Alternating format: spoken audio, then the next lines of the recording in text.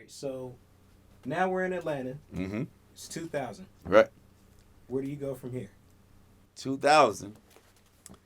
I lived on Border Crest, same house I'm in now. Bought that house it was built. That was the first house built in that subdivision. And 2000, Speedy Productions was born in that house in Border Crest. I had a friend of mine. Well, 2000, and then Gip came out. Gip Stepping Out came out 2001, 2001 or two. I can't remember. Gip.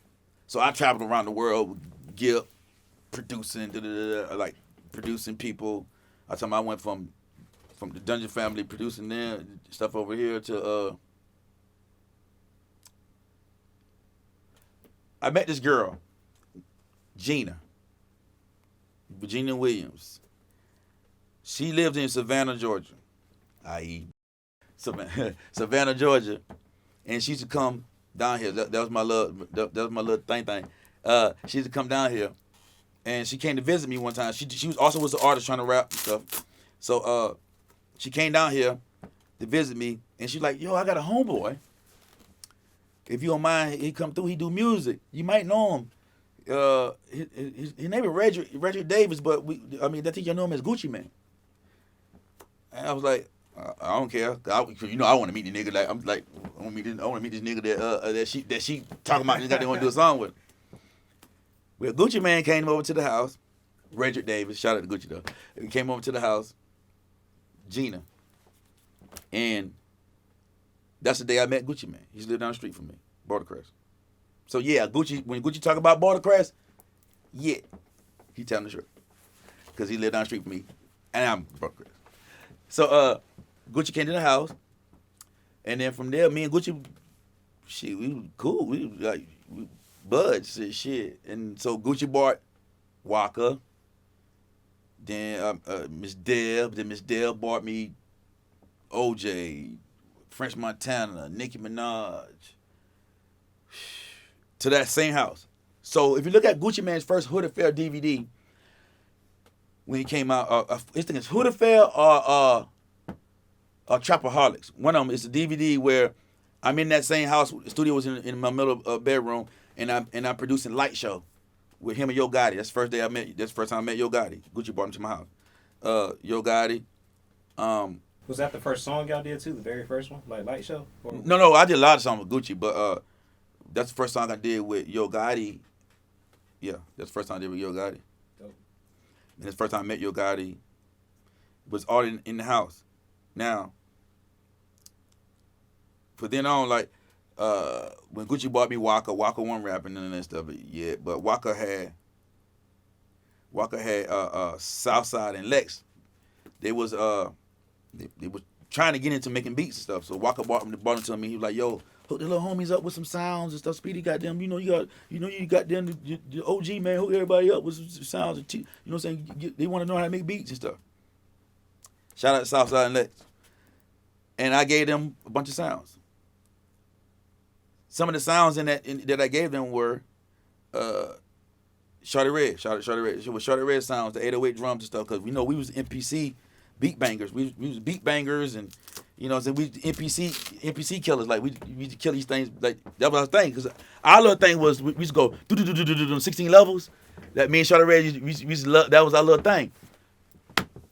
Shawty Red is, let me tell you a little something about Shawty Red. I met Shawty Red. He was, mind you, I'm older than all of them. Shawty Red was young, but Shawty Red is the youngest platinum producer in hip hop. Jermaine Dupri is the youngest in overall music because he did more than hip hop. Jermaine Dupri was 17, but Shawty Red was 14. He did drama, left, right, left. He did the rapper drama, left, right, left. He did all that. Yeah, he's the youngest hip hop producer ever, and I say he's the first trap producer ever. Reason why? Because I gave Southside and Lex Shawty Red sound drums. All the 808 drums and all that shit made there, they came from them Shawty Red drums. It is what it is. It was also some of my sounds too, like my sounds, you know what I'm saying, a lot of drum stuff in there. But those 808s, it was Shorty Red. Now, me, Shorty Red still friends to this day. Me, 808 Mafia, shout out 808 Mafia. Like, shout out like all us cool. Like that's how Atlanta rolled. That's how Atlanta was. Like, Atlanta was like family. Like that's why the South still running shit to today. Cause we even we don't fuck with you really like that. We fuck with you. Music separate from that other bullshit, politics. So we've been rocking. So this is mid 2000s now. You're doing the work with Gucci. You just locked in the one with Gucci and Gotti. You're around 808 Mafia. Walker wasn't rapping yet, but I know eventually. Yep. He did, because that's when they did Ole Do It. Yep. And then you guys locked in on some songs. Yep. So take me, we talked about 07 earlier. Yeah, I'm getting to that, because now we getting up into that, because Walker didn't come out to, I want to say 08. Walker came out 08. 07, 08. I did Irreplaceable remix for Beyonce in 07. Now, how I got that is, everybody always focus on the actual artist. But because I'm a producer behind the scenes, nobody never focus on behind the scenes to understand how that artist became that person. I.e., I'm a producer that makes beats. But I'm a producer. I'm great at producing. So I'm producing my life too. So the production of my life, I look at who's behind the scenes to help me in my journey, right? So I looked at the world and artists like that. Like, yeah, I see Beyonce, woo, woo, but Max Goose called me on behalf of Beyonce. Max Goose and Matthew had Music World. Destiny Child Music World was their label in Texas. Okay. So Max Goose called me. Shout out to Max Goose. Max Goose got Sweetie to this day. The girl, the artist Sweetie. That's who got Sweetie. Yeah. If you did it once, you can do it again. Anyway, Max Goose called me, said, Beyonce wants you to remix her record or whatever. And I remixed it. I said, yeah, let me see what I can do. I made 5 different versions of it, and I sent them back the same day. And Max was like, come on, man. Come on now. You ain't did 5 of them things, man. Come on, that's Beyonce, man. You come on now. You can't be. You better not be whack. Motherfucker called. He listened to them records. He called me back. He's like, yo, nigga, all them bitches jamming. He's like, she want to talk to you. Ooh. I said, shit, they do it. So you know, we're trying to figure out which one they wanted to use. And I was like, she can have all of them. I don't give a fuck. Yeah. I'm Speedy now. I'm getting street money, and I'm Speedy. The gangster nerd is full effect. I'm all the above. So they was like, man, she wanted Jeezy on it. So at that time, let me back up. I was signed to Jeezy. Oh, okay. I was signed to Jeezy for 2 years. CT, signed to Jeezy. Oh, and I think we skipped over it. Yeah, we skipped over there. That was 2005. 2005. 2005, I do this, yeah. Okay, so let me go back. I'm friends with Gucci now. Right. They come to my house. I signed to Jeezy. They've been trying to get me over to CTE. But I wasn't in that world. I was over here to like organized noise and pop world, and I was in a whole other world. Jeezy, BMF, all them boys tried to get there, hit me about trying to sign me. So I dodged them all the time until they made me offer I couldn't refuse. So I signed to them, and now I got to start making beats for Jeezy. So Jeezy, mind you, Shorty Red already was killing that shit over there.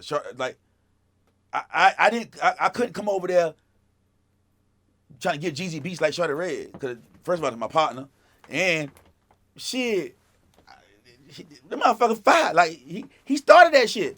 So I wasn't necessarily the trap producer. I was a producer all around. I did records.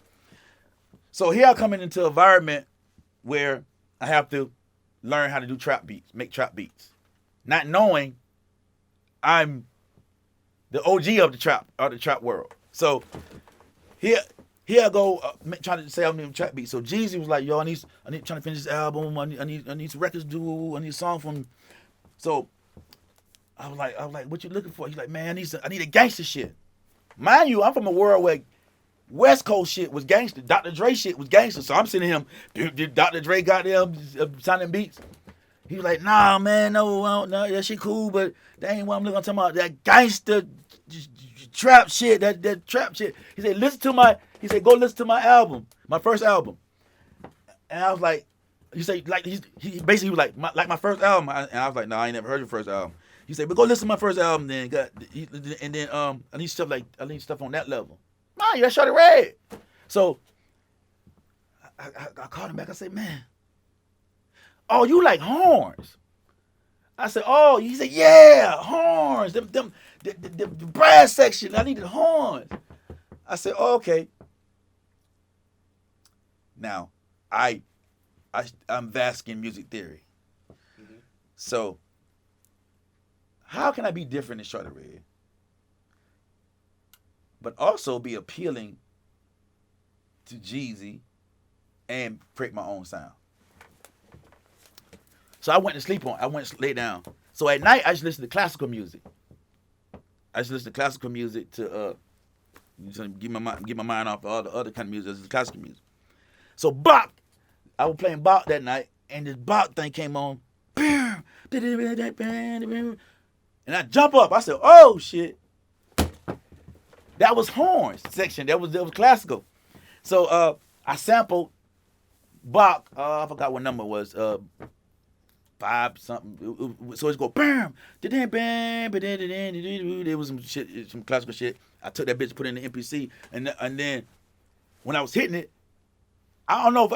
It was an accident, really. I was hitting the shit, boom, and the shit said, boom. It was off beat though. It was on a third. 1, 2, 3. 1, 2, 3. 1, 2, 3. 1, 2. It wasn't on a 4. It was on the third. And I just kept on going. I sent that motherfucker Jeezy that shit. Jeezy said, now that's what I'm talking about. That shit. Speedy, you a fool for this one. He put the shit on the record. And that's how you got the tag. Yeah. That's the first time that in my history, that's the first time a producer tagged on a beat in the beginning of a song. Producer, that's the first time you ever heard a producer in the beginning of a song. Shorty Red didn't even have that until that. And then Shorty Red like, nigga, you say that nigga name for mine, nigga. Then he started Shorty Red on the track. But my tag was the first time you ever Speedy, you a fool for them. Then you had so and so a fool for this one. Everybody tried to say they had a little tag, and to this day, you got them tags.